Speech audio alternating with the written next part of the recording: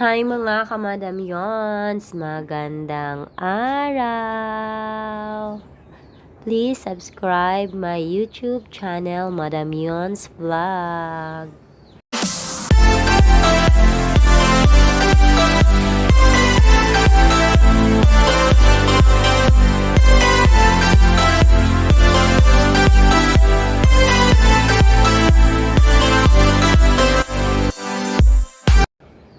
Karon kay nagpaslango man ta tambay mani siya akong kuko. So nag-change color ko kani siya. Nag-try ko sa cat eye. Di pa ako kabalo pero ako asa siyang gi-try og unsaon paggama sa cat eye, guys. Kay first time man akong magkuan ani, mo use. So try ra na ako. Di patay na naka-perfect pero mag-start ra man gud ta sa kuan. Maano ra niya taani hasa ra niya taani unsaon pa gamit sa cat eye nga gel polish. Pasensya na sa akong boses kay promise kapislango jud ko. Mukalit rag hibos ang akong elong. Then ako ning gi-tryan, hinatag ni sa akong customer, di ko kabalo mo gamit pero try ra na ako kung makabalo ba na niya ako. Practice rin niya niya. Practice makes perfect.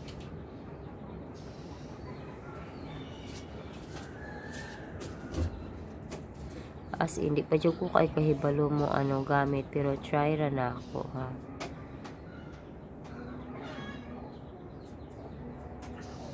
Try ra dyan na akong enhance ang kung ano yan. Shada naman po.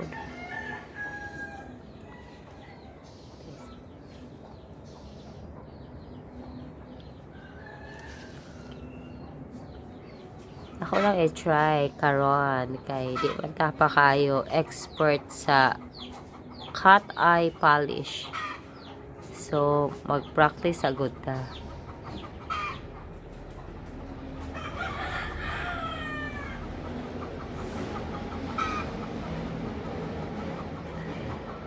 Kadi wala rin siya.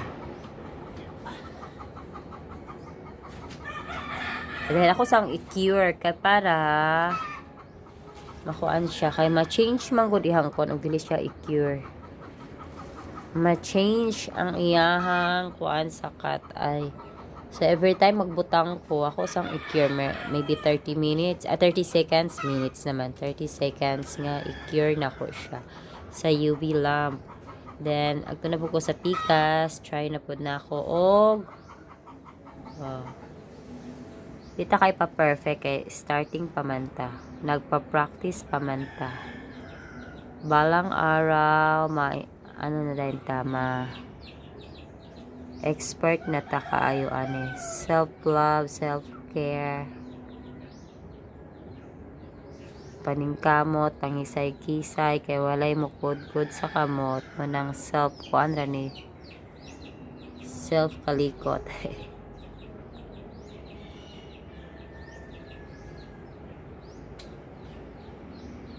Na, ganahan ka sa makuan maano ra yang ano.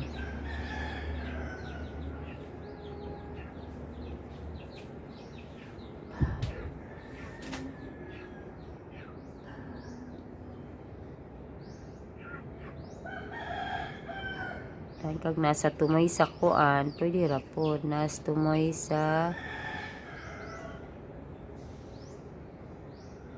imong kuko na po ni siya ka side. Di ko kuago sa yana pero try ra nato, ha.